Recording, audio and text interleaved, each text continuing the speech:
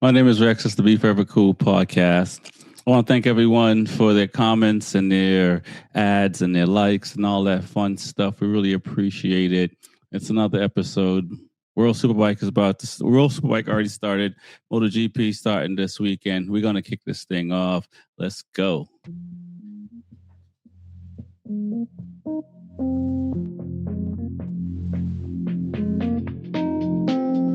What are we here for? What do you truly want? When change is not enough, what do you do?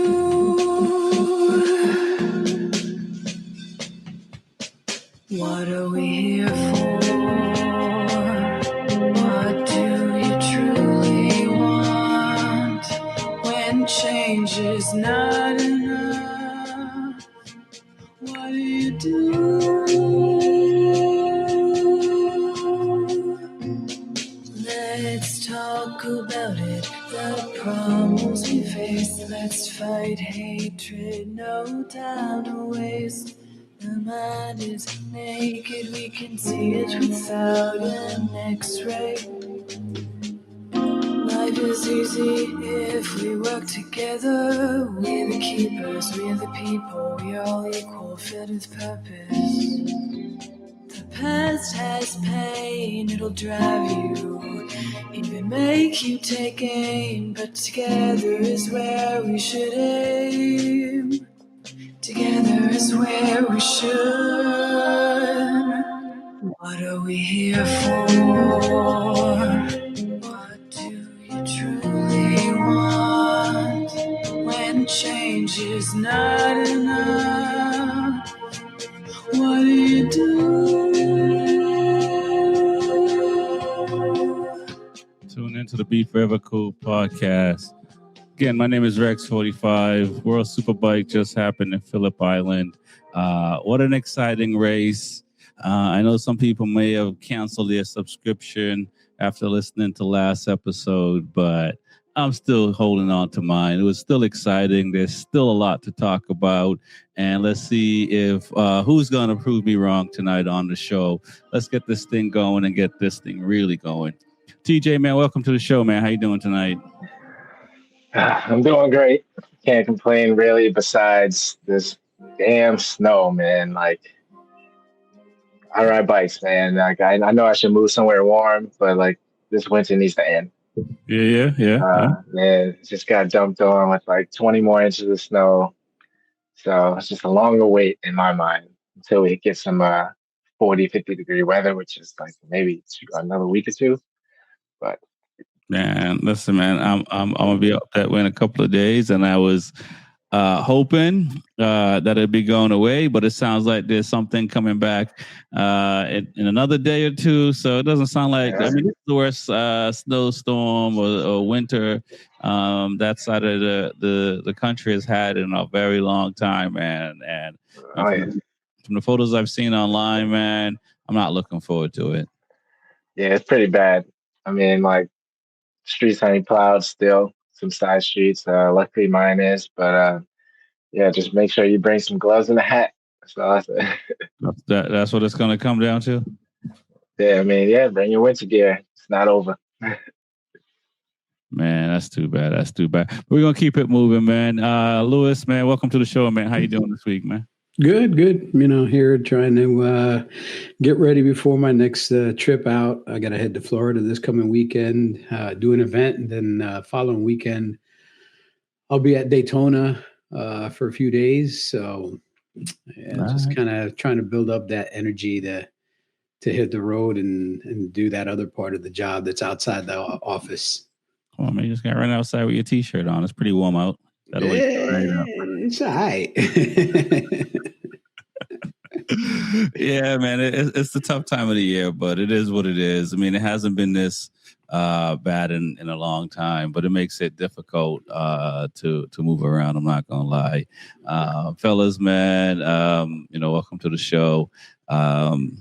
First round of World Superbike in Phillip Island. I don't know if I forget when is the last. I don't know if this was the last round or next year's the last round for MotoGP that's going to be there. But I mean, I know World Superbike is still going to be there, but it's still kind of. It still was on the forefront of mind, thinking like, man, this is such an iconic track and stuff like that. To not have that happen in the future. I mean, we'll see what the street racing look like for MotoGP. But let's talk about World Superbike, guys. It was a pretty interesting weekend. The big moto guys showed up. Ducati showed up.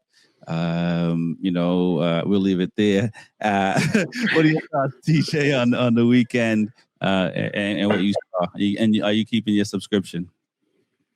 Oh, I'm definitely keeping my subscription. Bulaga definitely ran the show. Did very well. Had like almost a second pace faster than everybody, and pretty much blew everyone away. But the Ducati lockout's pretty cool. You know what I'm saying? They started the season really good, and Bimota definitely stepped up for the first race compared to their season last year, and Bimota being his first season. So, but yeah, I think the first race was really, really interesting, I think, but Bulaga just, blew everybody away. It's just cool to see Phillip Island. So I like that track. So. Yeah, no, I completely agree. Unfortunately, my mouse is not one of them is not working as well as I'd like. Someone be reaching back and forth like I'm at the bar. But Lewis, man, I mean, you were right on one hand that Bulaga was gonna run away with it. On the other hand, the non-Kawasaki frame showed up. Which was pretty interesting to see. And, even though Bulaga, it didn't look like he was going to run away with it because of the weather, but the weather reminded me like, it's not going to be an easy season. No matter, even if you're the fastest dude, you got to still deal with Mother Nature. So I think we got to keep our subscription. It's good to keep the subscription just to see who's going to finish from 2nd to 20th. I still think that at some point this year, Bulaga will throw a couple just to keep the FIM off his ass and make sure that they don't penalize him or reduce his revs or something else. But by far, the Ducati right now, I think, has finally built what could be considered maybe the best package in MotoGP, because they addressed the one weakness of all the Ducatis that they've had since the 999. Right. The single-sided swing arm looks sexy, but functionally it's not the best thing for racing because you're putting too much stress on a stress member of the bike in a weird position without having that conventional tuning fork swing arm. Right. And now that they have that conventional swing arm, even Bulaga is saying that he's getting even better drives out of the corner because the bike is less upset. Right.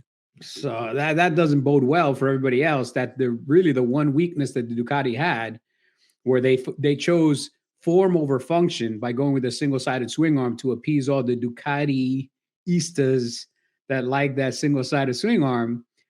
They finally realized, hey, function is better than form. And like I said, I think they built what could be considered one of the most lethal track weapons ever made.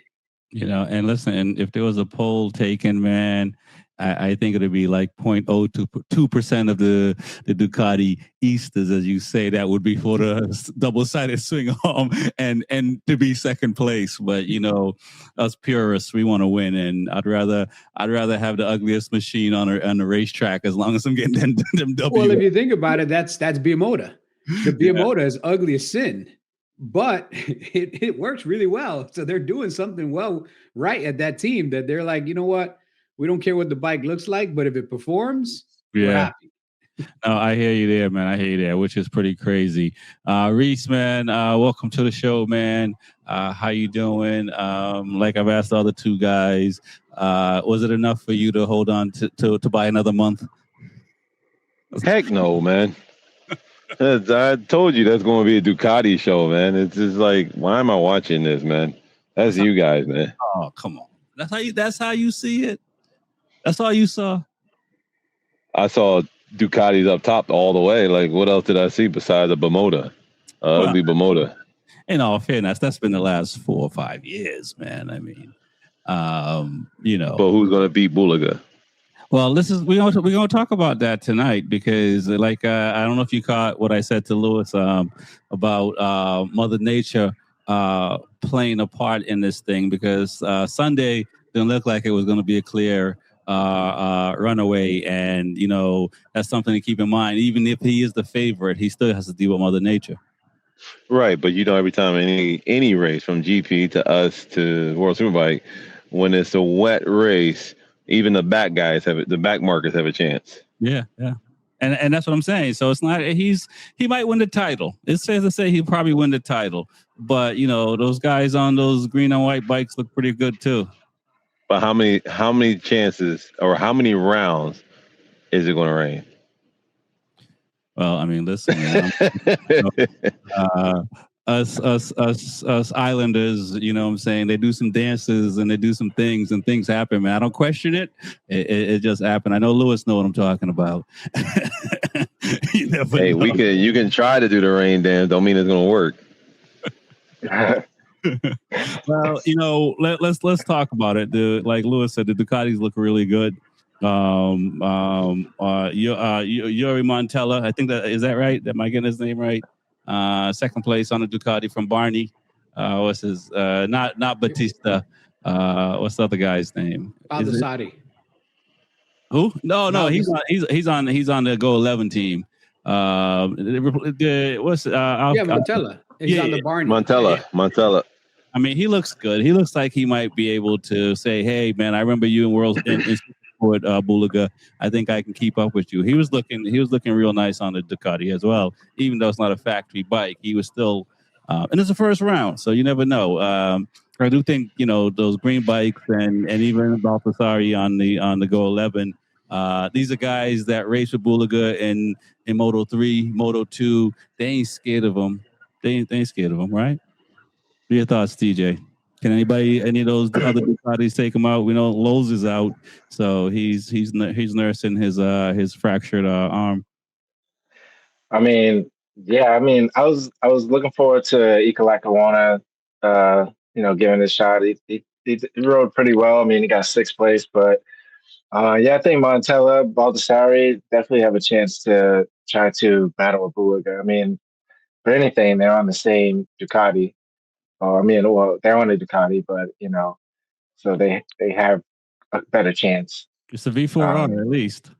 Yeah, that's good. So, so to Bulaga to make a mistake. I mean, it is Phillip Island. It's the first race. I mean, wait till we go to the next round, and you have to do a whole nother setup, and you do got to come focused. There's nothing handed to you, so he's gonna have to have a mindset for 3 races every weekend to try to do what Top Rack did, is get the first place lockout every time. But it's going to be tough. I mean, overall, that last race, like you mentioned, I thought somebody had him, because of the weather, but somehow he swam his way through.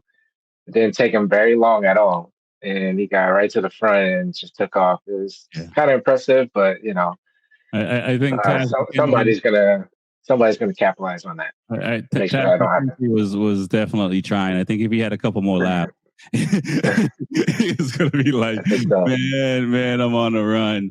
Lewis, man, what about these other Ducatis out here? Baltasari, Montella, even Alvaro got on the podium as well. Which was pretty good to see. Go 11, is this the only track that they can set up a Ducati for? Because last year Noni did the same thing. No, I mean, I think they could set up a bike for almost any track, but that's also a question to ask for Bimota. What tracks is Bimota going to struggle? What is the weaknesses in that particular bike? Because on the Ducati side, the Ducati doesn't have a ton of weaknesses. Like realistically, that bike will work well at every track. And this track specifically is a fast corner sliding kind of track. So maybe that works well for some bikes, doesn't work well for others. Right. So it's going to be interesting as the season goes on to see which bikes adapt to which tracks. I think Ducati has the best platform overall to perform at every single track. So the Ducati boys, whether it be the Go 11 or the Barini or the factory team, they should do well at more or less every track. I'm interested to see what Biamoda is going to be doing. BMW didn't have a great weekend this weekend. Oliveira cut the middleman out and just took himself out this weekend in one race. It was like, so that didn't work out too well. But again, it's Phillip Island. It's a unique track. It's a fast track. It's a track where you get to slide the bike a lot to get the speed. So it's got probably a little bit of a different setup than other tracks. Mm-hmm. So now let's go to a more conventional track where, the braking is a little bit different. You're not sliding the bike up and down Lukey heights and around all these bends. And let's see who has the setup next week. I think from week to week, you're going to see different players. I don't think it's going to be the same players all the time. I think it'll be a couple of Ducatis at the front, a Biamoda in the top 7 or 8, and Yamaha right down at the bottom, right where I kind of said they were going to be, man.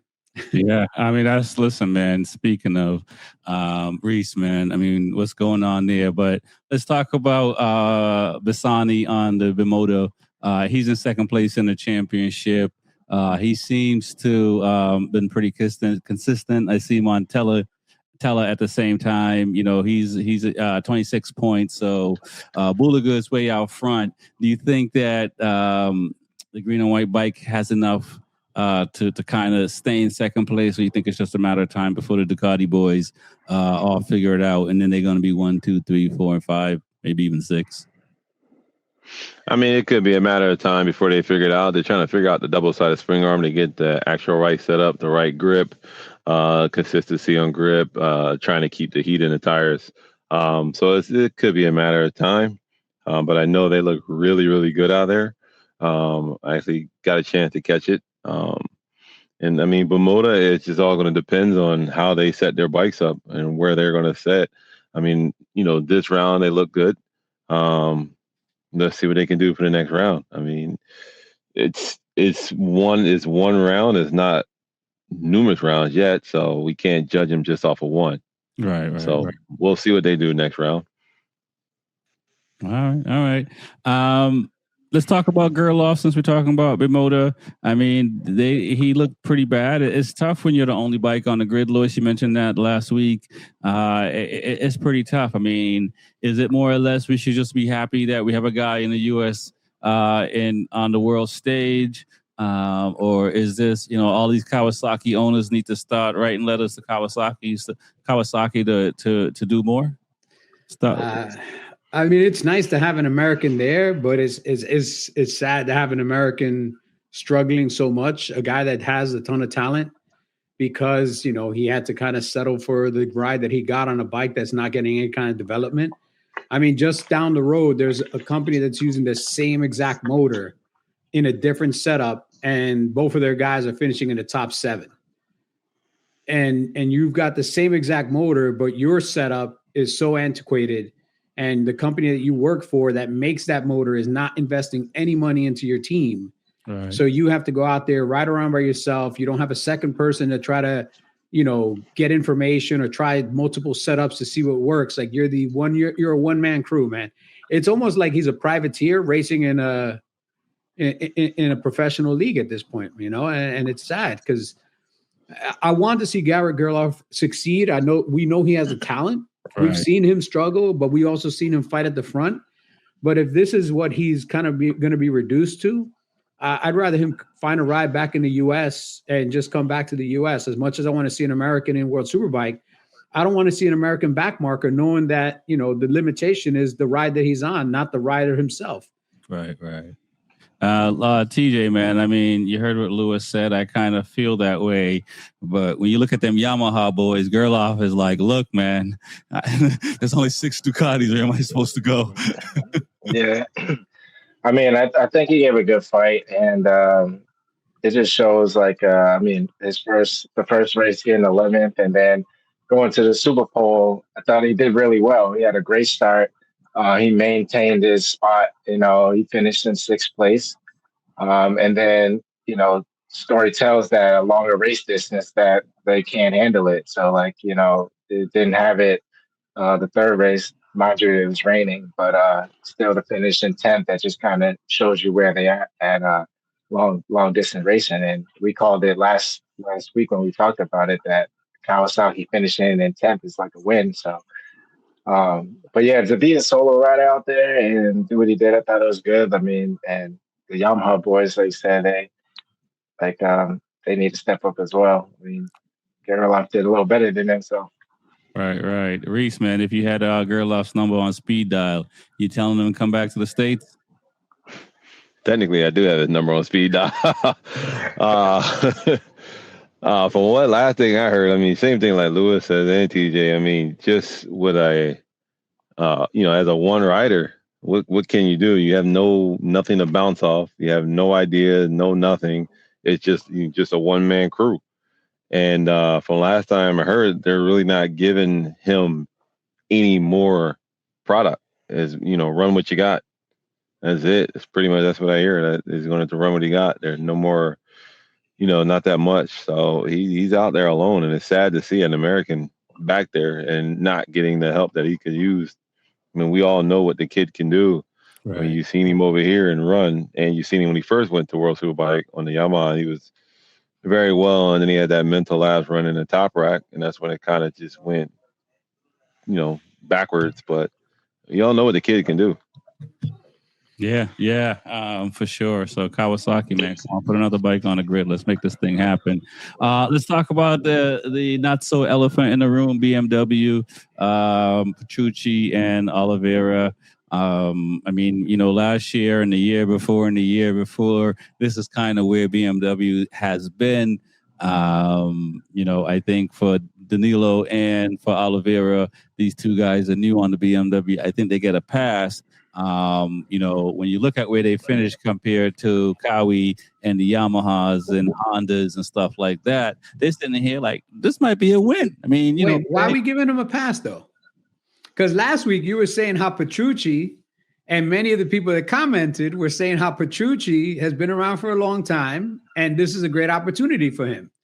He's not a new rider. He been riding in World Superbike for a minute. He know how the tires work. That bike won the championship last year. So why can't he win? Oh, because he ain't as talented. You didn't let me finish. It was a pass or, right? No pass or. It's a fail. It's a fail. Ain't no pass. You don't get a pass, man. You don't get a pass. What I'm saying to you is when you have the Ducatis, they pretty much dominated the top 5 position, and outside Bassani, BMW is kind of 10th to 8th. Yeah, but last year it was every race. It was in the top 3. Yeah, but there was one bike just in the top 3. Then there's 2 closer together. I don't want to pass. So let me ask you a question. Is it the bike I don't give or is it the rider? Also a new bike this year, so we can't compare bikes. It's what? The spoiler is different. The wing? One new bike. It's the rider, for sure. That's just like the guy that was arguing with me, talking about some BMW is the top bike. I'm like, when and where besides with top rack? All right. So do you guys get what I'm saying here? What are your thoughts on BMW? They got some work to do. All right. They got some work to do. I mean, like, it's obviously I think Top Rack had 2 years on the BMW, and then he dominated both years, but they're not Top Rack for sure. They also a lot older, and it's definitely an adjustment going to a BMW as far as everybody always says. But yeah, I thought it was pretty cool watching them battle each other, going back and forth. But that didn't really do no good. But I feel like they are top 10, so it's better than being way in the back. But for BMW's sake, they're probably just like, they missed Top Rack for sure because they used to win, and this ain't it right now. So I'm sure they're off to a bad start in mind. There you go, TJ. Glass half full. Now let's talk about the other half of the glass, Lewis. MD. No, you're jumping on to a bike that won the championship last year. Expectations are going to be really high. You got 2 ex-MotoGP riders. Again, expectations already, like all these things are setting the expectations very, very high. Right. And did they deliver this weekend? They didn't deliver this weekend. Oliveira obviously had his issues. They weren't major issues, but now you kind of take a step back and they're like an 8th, 9th, 10th place bike. And that's where BMW used to be outside of Top Rack. Outside of Top Rack, everybody else that was on the BMW was an 8th, 9th, 10th place bike. So this is a little bit like a Marquez syndrome, hiding the deficiencies of the bike by having a rider that's incredibly talented and can ride around those deficiencies. It's what Marquez did on the Honda and nobody else can do. And it's what Top Rack was able to do on the BMW and nobody else can do. And even a great rider is limited by the bike he's on. Because look at Top Rack right now in World Superbike. We have a commentator that didn't listen to the entire podcast and made a comment on a clip, and I corrected him. And he said, well, tires don't make that big a difference. Yeah, Top Rack's in World Super in MotoGP right now, and he's saying, I can't do that on these tires. So tires do make a difference. And moving, you got a great guy. He moved to a different platform. It's not working for him. And it's a subpar platform. He's on a Yamaha, and everybody on a Yamaha in MotoGP is struggling. 17th place or lower, even for like Fabio Quartararo. Yeah. And then but we got two guys that stepped into Top Rack's place on BMW, and they're not providing the results that I think BMW is expecting. BMW is expecting a lot more than 8th, 9th, 10th place. Right. And these guys have had some really good times in MotoGP. So they're not slouches by any stretch of the imagination, for sure. What are your thoughts, Reese, on the BMW situation? Should the BMW family throw some more money at the racing program and get some more bikes on the grid? I think they're sitting at 19 billion or something like that. So they got some money to spend. I mean, you got some money to spend, maybe another one, maybe two more. You're still trying to figure out chassis, tires, setup for suspension. There's numerous scenarios you can throw at this bike. And, for everyone that says, like Lewis said, tires play the biggest difference. That is a huge, huge factor. Tire, you could take two of our tires compared to two World Superbike tires. Our tires look like bowling balls. Like it's hard. It's a hard compound. Or you could take the two Pirellis that when we was over at World Superbike, like as soon as they came off and you sat them, on top of each other, let it sit there for about a good 20 minutes, it was stuck together. Like they were stuck together. So it plays a factor, and don't ever let someone tell you that it doesn't, but it does. Do your homework, fans. We love you. Do the homework. Guys, let's talk about World Super Sport before we talk about the upcoming round for MotoGP. Surprise, surprise. A Moto2 guy first and second place in the championship already. I mean, if I'm Chad and Chu, I'm kicking rocks because I'm pretty sure Chad was like, this is my year. Is this a good thing for Moto2 riders to be coming into the super sport? Because it's almost like NBA players, the bench players coming back to college and balling. Nah. I mean, if you're saying that, then you would say Oliveira and Petrucci would be leading, right? Oh well, give him time. What, another 5 years? No. This is it was early. It's day one. We'll talk. I'll change my mind by the fourth round. But what are your thoughts on what Arenas has done? Because he hadn't won a race since 2020 in Moto3 when he won the championship. So this is a guy. I mean, I know this it's tough to be not run for that many years and get nothing. Go home with nothing every year. Honey, how did you do? I got nothing. Wasted another weekend. So you missed the family. You missed all of our special events for nothing. Listen, man, this motorcycle racing is not for the faint of heart, as I've heard. But what are you guys thinking on what Arenas has done and Masia, who he finished second overall? What are your thoughts on those two guys? This brings me back to all the veteran Moto2 guys that need to get the hell out of Moto2. If you see that you have no pathway to MotoGP, leave Moto2. Unless you're making bank, unless you're making 300-400K to ride a Moto2 bike and finish in 7th, 8th place year after year after year, leave Moto2 and go to World Supersport. Look for other opportunities. Because, as a racer, I don't want to show up every weekend knowing I have no chance of winning. Or, do an Aaron Canet. I'm going to be, what, you're going to be 38 years old racing 17-year-olds? Like, at a certain point, like, dude, leave. You're not going to GP. You got too many tattoos. Nobody in GP is going to hire you. Go to World Supersport where they like tattoos and get some championships there. Like, at a certain point, like, if it's not a money thing, if you're truly in it for money and competition, if you're only in it for money, then stay in Moto2 all you want, man. You get to travel all over the world. You get to eat for free, stay for free. It's a great gig. I'm not knocking it. But if money and results are what you really are in it for, and the results aren't coming in Moto2, find somewhere else to go play, man. These guys in Moto2 have a ton of talent, and you see what they're doing right now. They're going to World Supersport, and they're schooling guys that have been in World Supersport for a minute. It's not like these guys are new. So look at the different opportunities. Don't become that 37-year-old Moto2 guy that's been in the class for like 9 years. Leave, what's his name? Pizzani. Is he one that only does the Mazzano round? He pulls out his 2006 Honda bike, Moto2 bike. His wild card every year. Every year, man. Look, man. But at least it's only. I give him props, though. He does it. And he makes it to Q2 most of the times. Yep. So he still got speed for a 30-something-year-old. So, you know what I'm saying? But that's a little bit different than going around to every round. What are your thoughts, TJ, on these two Moto2 guys and even the rest of the field? Because it looks like they're going to stretch it, though.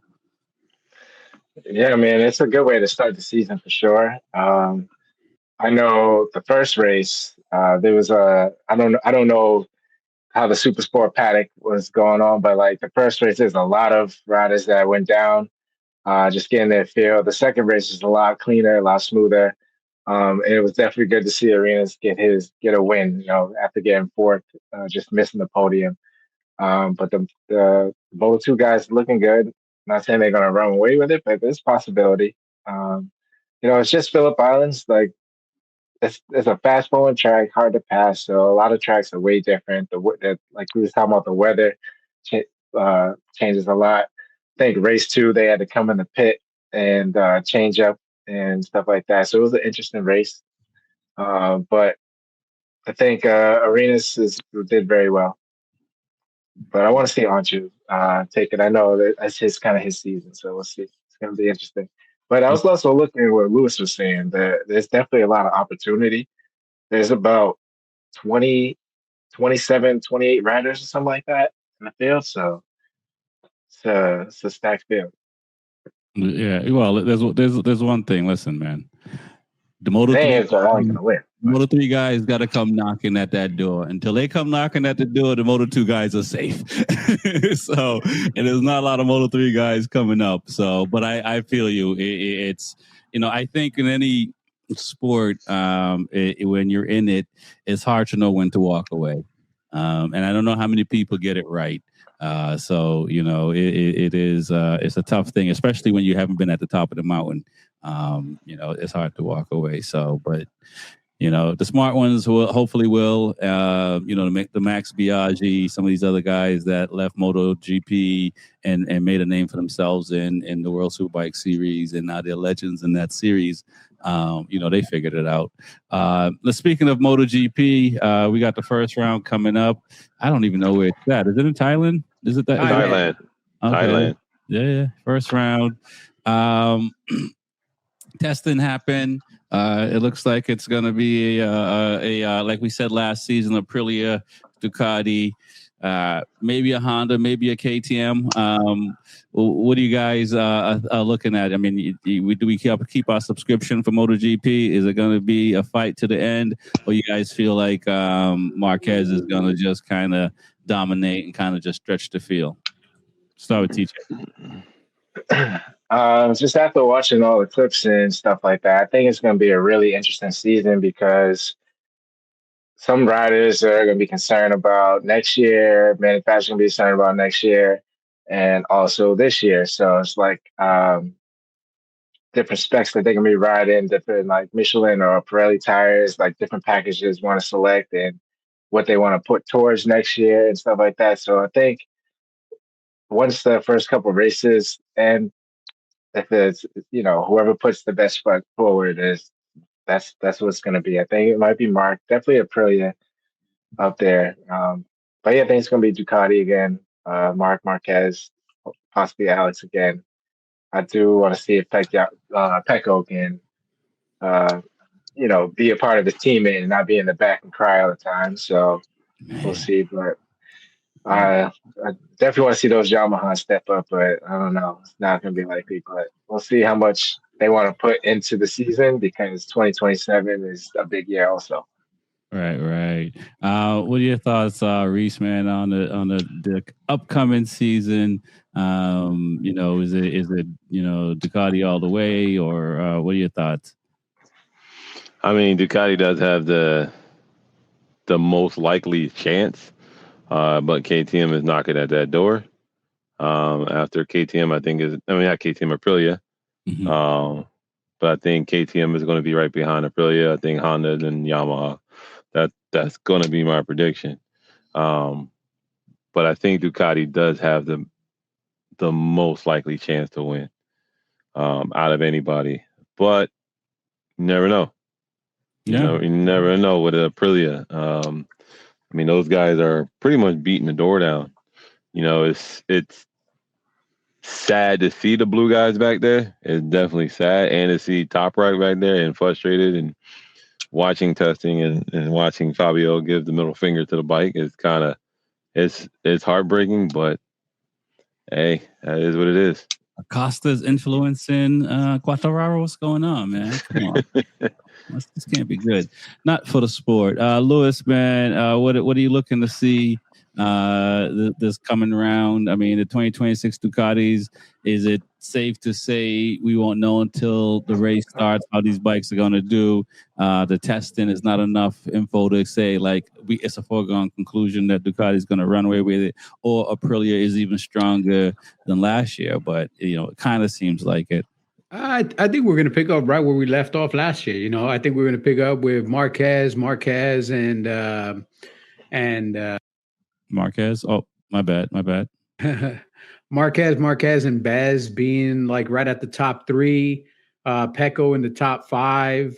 I think it's going to be the same, the usual suspects that we had last year towards the end of the year. I think everybody's picking up. I think Aprilia is still coming on strong. I think now they're almost neck and neck with Ducati. I still see a couple of places where the Ducati could possibly gap the Aprilia, but I think the Aprilia has caught up to the Ducati more than anybody else. And we saw it at the end of last year, and I think they're just carrying that momentum to this year. So we'll see.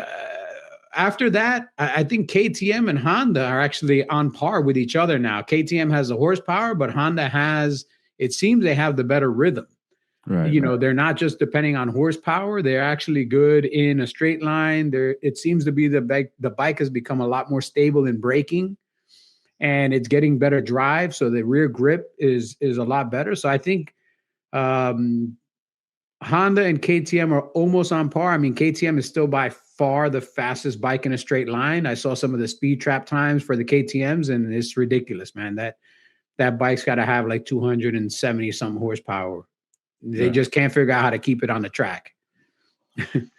No. And they can't figure out how to stop it.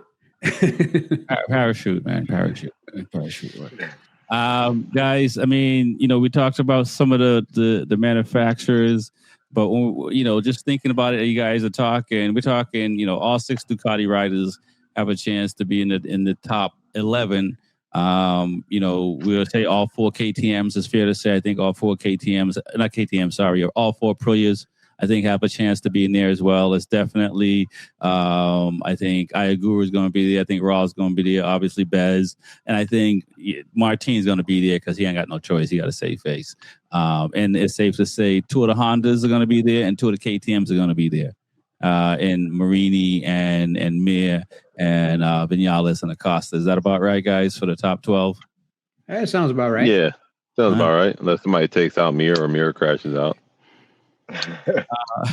It's tough for Yamaha. So what does Yamaha do in this situation? You know, as you know, you guys say that Quartararo gave the bike the finger and all this. Jack Miller, I mean, I think he's happy to be in MotoGP, even though it's a contender. What did these guys? I mean, Rins seemed a little bit happy, but like, you know, what is the mindset going to be going into the season when you're at the back of the grid? I mean, is it just every weekend you're going for a Hail Mary? Pray. Rain. Pray for rain. I mean, you know, once you get in race mode, a lot of things are different. So you can have the right setup and still not pull it out. So it's just the race distance, you know. That's the fact that it's just hopefully, they have to pray.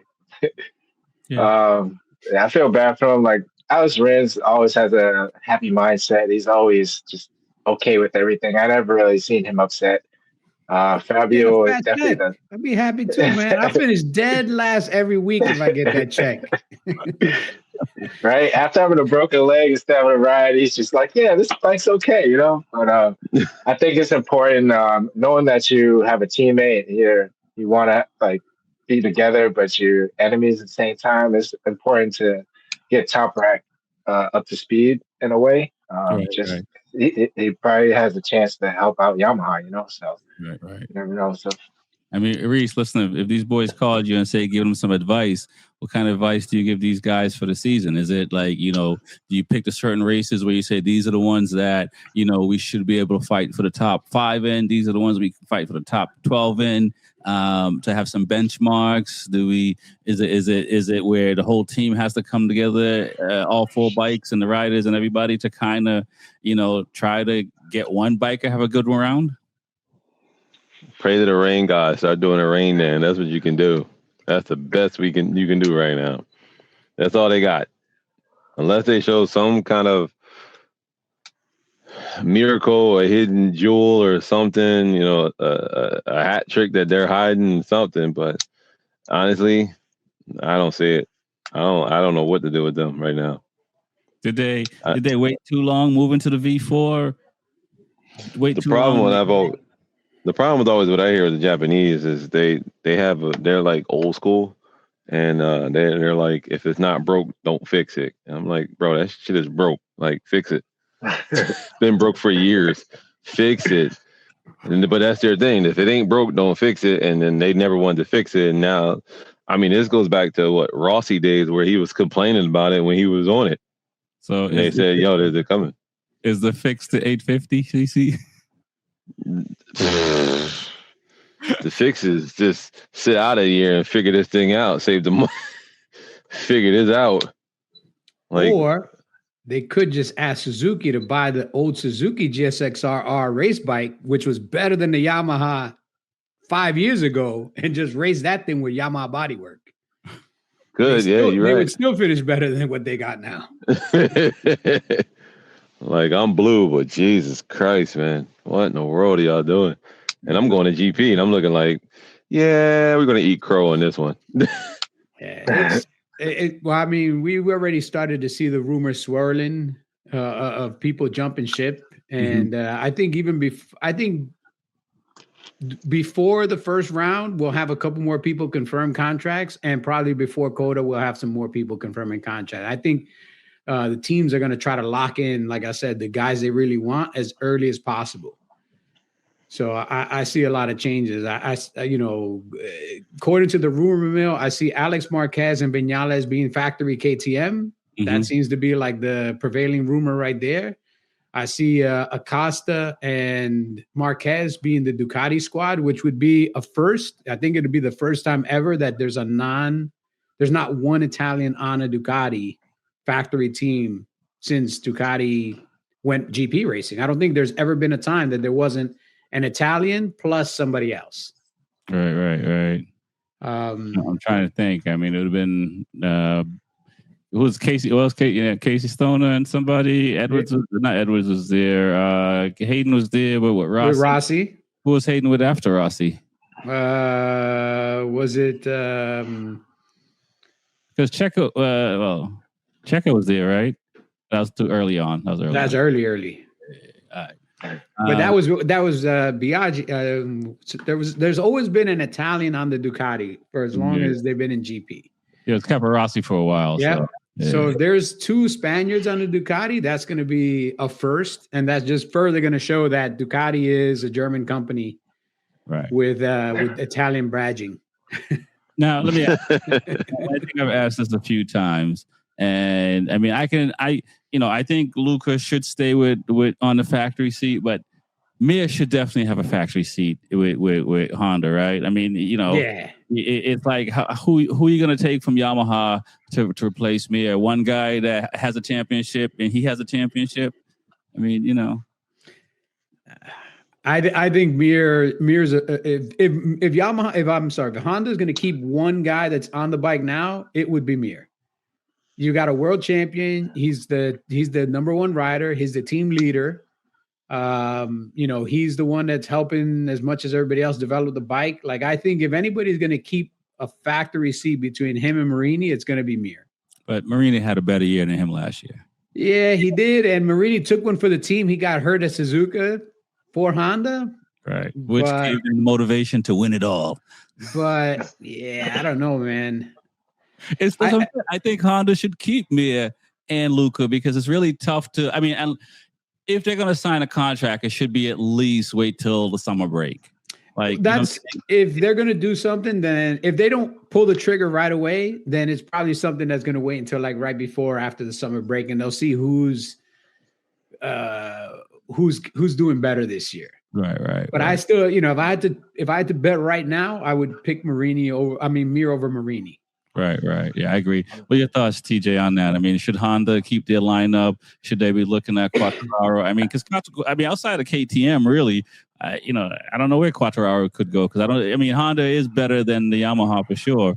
But I mean, I think Honda will probably pull the trigger kind of later than all the other manufacturers. They probably want to see who they can pull before making a decision. If they could get a Quartararo or something like that, then they would. But I think they should definitely keep Mir over Luca Marini. I like them both. But even though Mir has crashed a lot, I think he has a smoother riding style. And I think if he went somewhere else, he would definitely shine.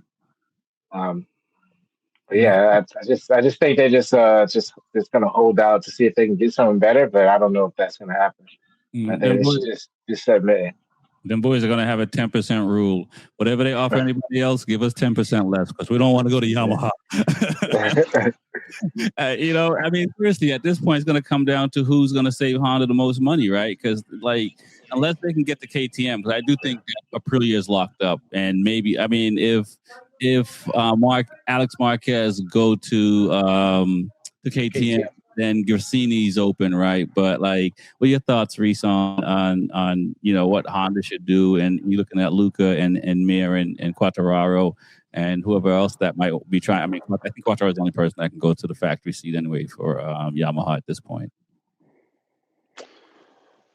At this point, it's kind of up in the air. Both of the guys are real good. Like Lewis said, Mir is one that can help develop the bike. He is one versus, Valentino's half brother. But I would keep Mir. I honestly would. Do I think he's better? Yes and no. And it's just like I speak about the NBA. Do I really count the championship in the bubble a championship? No. Oh my goodness. I'm a competitor. So do I really count Mir's championship? And listen, man, the bubble was pure basketball, no distraction. And the people that held it together came out on top. You can't even believe that your dang old self. That's what they said. When half the teams weren't even there. Well, I mean, listen, nobody wanted to. They didn't want to be alone. Listen, I'm a competitor through and throughout. Right. If I want to say I'm the best, I want to beat the best. Right. That's it. As we've always said, you got to show up and you got to finish. The players that didn't show up made a choice. Right, and I get it. Like I said, it was that championship. It is. It's a win. I see what you're saying. It is a win, but it has a hashtag next to it. It has an asterisk next to it, man. Yeah, but you know what? The check that he cashed for winning the championship, it also has an asterisk next to it. It says champion bonus. So he don't care if you think he got an asterisk. He gets in the record book. It still shows Johan Mir, MotoGP champion.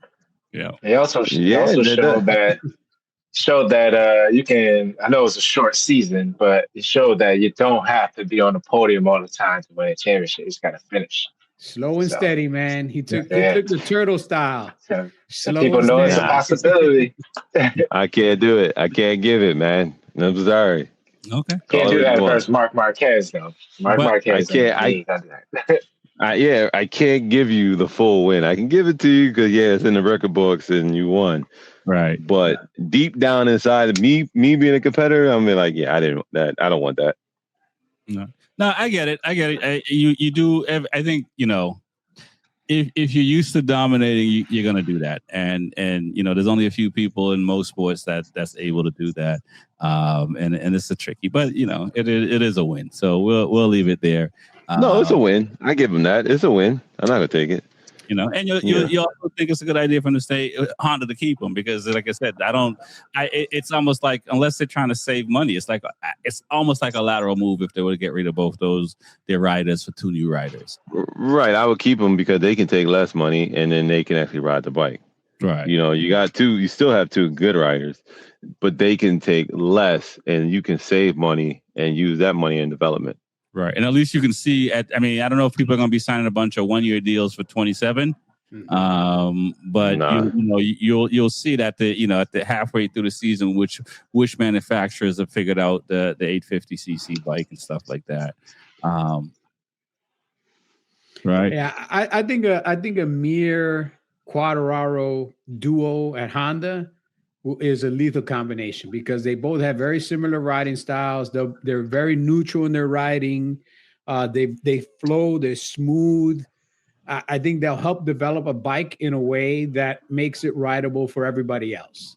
And if you look at the way Johan Zarco also rides, now you got three guys that have almost the same identical style of riding, which is very smooth on the brake, smooth on the glass, take corners almost identically the same way. So they all are going to help develop a bike that all of them could benefit from. Right. So looking at it from a mechanics point of view, if I was going to invest my money, plus you get the little extra twist of Honda giving Yamaha the big old bird, and we're going to steal your number one rider like 25 years ago. You guys stole our number one rider. I can see that a little bit. Petty, bro. Yes, don't forget. Right? Yo, Honda played a long game. Right. That's a long game. Speaking of petty, before we pick who's going to pick our picks for the results of the first round, Michael Jordan's driver won again back to back. From what I understand, the ratings is the second highest from 20 years ago for Fox and NASCAR and stuff like that. Michael Jordan starting to jump on the camera and talk more as well, which is a good look for the sport. Any thoughts on what he's doing for the sport of NASCAR, TJ? Oh yeah, I think it's really good. I forgot what happened a couple months ago, but it was like a lawsuit or something that he spoke up about. So I think he's doing really good for the sport, and obviously his name carries himself also. So. And now his riders are winning. I didn't see the race itself, but it's really cool to see that he got the results behind it, and people can actually kind of listen to him, and it's kind of bringing more culture also, because I think NASCAR is being predominantly like white sport and a few mixed races in there, but it's good to just have, all cultures in it. So it's good to hear him in the sport and being a good cause. Right, right. I completely agree. Reese, what are your thoughts, man? You're in the South like me. Are you a NASCAR guy? A little bit. I started there, but it's good to see Black History Month, Black owner wins. So it's kind of nice. It brings a lot of culture to it. I mean, the controversy that they had with the lawsuit that he was going up against, and now to come win. So it's almost like a you know fresh air, to see that, just to bring something into it and somebody else and not the same people or something different, and that he's bringing a different culture, a different side to it. I mean, you've seen him win, like he's in almost, I think it was in a sweatsuit gear. He's not like a normal owner in the suit, tie, and everything else. He's pretty much in his Jumpman gear. So it's kind of nice to see that. Listen, and I'm gonna ask Lewis this because he's a numbers guy. Is it more a win for Jordan or a win for NASCAR? Because this is free publicity for his gear. I don't think he needs any publicity for his gear, man. Everybody knows what Jumpman is. It's been around for 35, 40 years now. People have been rocking it forever. Like it's, I mean, it's one of the most iconic logos out there. That NASCAR money is still some good money, man. But here's the thing, how much of this lawsuit,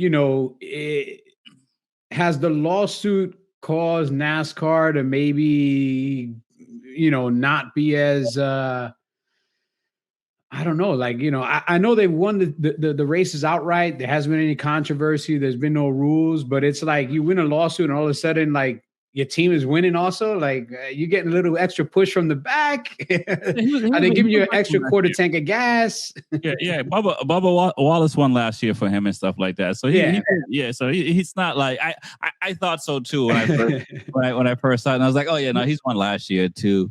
No, but I personally like it for a bunch of different reasons. I live in Charlotte. The NASCAR Hall of Shame is literally 5.5 miles from my house. This is NASCAR country here, and I've been to a lot of NASCAR events throughout my life. Living in the South and for almost the last decade, I've been to the Charlotte Motor Speedway many times. And I'll tell you what, man, when I go there, over the past decade, the crowd has changed. I'm not going to say dramatically, but the crowd has changed. Right. And I like to see this change in the crowd because, it's a predominantly white sport. I mean, dude, I still go to NASCAR races and see a lot of Confederate flags. Yep. And you know what? That's your flag, fly, everything else. But as a brown person, I don't really like that flag, man. Like I got a thing. You understand? Like what it represents to me. Yeah. Like it might represent something to you, but it also represents something to me. I'll let you fly it. I'm not going to tell you can't fly. It's a free country. Do what you want. But when I look in the crowds now, especially here, when I've gone to the Charlotte Motor Speedway, we have a pretty big community of Latin people that have come to this area over the past decade. Mm-hmm. And more of these people, actually, we go to these NASCAR events. We like motorsports. And anything that brings more color to this type of sport and expands its reach to other segments, I'm all about it, man, because I think NASCAR is a fun sport, man. It's a great day with you and the family. You get, it's motorsport. It's like motorcycle racing. It's the same kind of atmosphere. There's competitiveness, there's cars, there's mechanics, there's just so much stuff going on, man. And I hope that they can continue this streak because one, Michael Jordan himself is a brand. Right. He's I think globally he's a bigger brand than NASCAR. Like you can go to like a town in Africa and be like Michael Jordan and somebody will be like, yes. You tell them Bubba Wallace and they'll be like, ooh, what? Bubba what? Oh, yeah, for sure. So this is a guy that can take your sport and elevate. I just wish Michael Jordan would like scrape off whatever change he has in his couch and make a race team here in the U.S. in motorcycle racing because it wouldn't cost that much, man. No. Well, I mean, he did do it for some years, but it'd be nice. And he almost, I think, came to MotoGP back in the day. But it would be awesome to see him with a team in the U.S. for sure. Again, it would be pocket change for him, man. Yeah. Like literally, it would be pocket change for him. Yeah. You say how much if I spend this, I'll pay less taxes. All right, let's do it. Yeah. Trust me, Reese will tell you, motorcycle racing is a great way to launder money. Yep. It's a great way to launder money out here. Great way to launder money. Listen, man, they're beyond the point. Everyone is legal now. There's no more of that happening. Come on. That's what you think. I was gonna say that's what you think. There's some on the back end. There's some illegal stuff going on. We just ain't gonna say. No doubt. I see nothing. I know nothing. So let's talk about what's going to happen this round. So we have a Be Forever Cool trophy coming at the end of the year for whoever racks up the most points. It's like fantasy football without the tech and without switching out riders every week. We just say the riders on air, and there you go. So we'll start off. We'll pick 3 guys each. And we'll keep score. If they win, we'll keep your riders. It doesn't matter if they win or not, unless they get a DNF or then they're not in the point scoring place. If they get 1 point, you get 1 point. If they get 10 points, you get 10 points. If they 25, you get 25. And there's no double sprint like in club racing. So double points on the first round and the last round, so everybody shows up. That's how they get you. That's how they get you. Just for that. So we'll go around the horn. We'll start with TJ and let you some time to think about it. Who are your 3 riders for the tie round? Let's see. I think I got it. I think I got it. So I'm gonna go with Mark. Because I feel like he really wants to end this and get another championship before going into the new bike. So I'm gonna go with Mark. Okay. My number 2 will be Bez. And my number 3 is gonna be Maverick. I know it sounds crazy, but I feel like on the first race of the year, Maverick does really well. So I'm gonna say Maverick. Mark, Bez, and Vinales, huh? Yeah. My goodness. All right. I like that. All right. Reese, what do you got? You got Mark. Man. You're trying to win. I got Bez. Okay. And I hate to say it, but I got your boy, Pekka. Listen, you know what it is. When it comes to winning. I mean, but we're at a new track. We're at Thailand. So maybe, the God shine on him and he does something magical.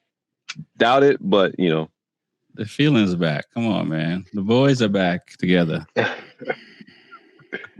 right. What you got? What you got, Louis? His butt cheeks. Marquez Bezecchi. Okay. All right. I need a first initial at least. Mark. No, let me start this way. Marquez, Mark, Bezecchi, and then Alex Marquez. Okay. All right. There we go. Man, this is tricky. Bez got some a lot of weight on his shoulders right now. Right. I think he's coming into this season understanding that he can compete now at the top. Mm-hmm. And I think that's all he ever needed was that whiff that, you know what, man, I can't compete at the top. I think he's already tasted blood in the water and he's got nothing to lose. He's got nothing to lose. Okay. He's already got a contract. So all he's got to do is go out there and perform. All right. So what you're saying is Bez is it doesn't matter the place. All right. I got Bez. I'm gonna go with Bez. I'm gonna go with Pecco. And the third one is kind of tough, in all honesty. And I'm not picking your boys. Let's see who am I going with for the third one? That's tricky. I'm gonna go to Costa. I thought he was no Marquez. Nope, no Marquez at all. Holy crap! Whatever you had to drink tonight, make sure you bring it to the next round when I see you. That's like saying Bula wasn't gonna win the first race. That's how he sounds. If he pick him, it's like wait, crazy. Challenged by Mother Nature. I didn't say, by a bike. That's the one thing here is they are going to be in Thailand, and the weather there is super unpredictable every year, man, because it's so hot and humid this time of year that any afternoon you can get a thunderstorm, a flash thunderstorm break out, and all of a sudden your dry race is a wet race, and now that kind of throws a lot of wrenches in the works. Or they could do the same thing they normally do and push up the GP race and everybody afterwards.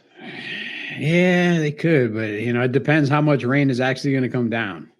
If it's going to be a full washout day, then it just is what it is. So I don't think it drizzles in Thailand, man. Yeah, man. There's no spot drizzle. It's a heavy downpour or a dry day. That's it. Well, we'll see, man. It's going to be an interesting first round. Just like World Superbike for me, I was excited, even though I didn't expect. I'll say this on World Superbike. I didn't expect all the Ducatis to do as well as they did. But it was good to see. Again, I don't know what you drinking on, but I need some of that drink. I got you. I'm good. I'll be at Daytona, so I'll see you there. I'll see you. I'm on my way already. I'll also be at Daytona, so I will see both of you guys there, and maybe we can have a side bet of who we think is going to win the 200. All right, there you go. All right, there you go. Sure. I'm stuck in Boston, so I'll be watching from Boston. Yeah, you stuck under like 30 inches of snow. So I'll plug in. No doubt. It'll be a good time. My name is Rex45. It's the Be Forever Cool podcast. I want to thank TJ with 2 Wheels and Coffee, Reese from Attack Yamaha, Luis Ortega, the numbers guy. Peace out. Peace.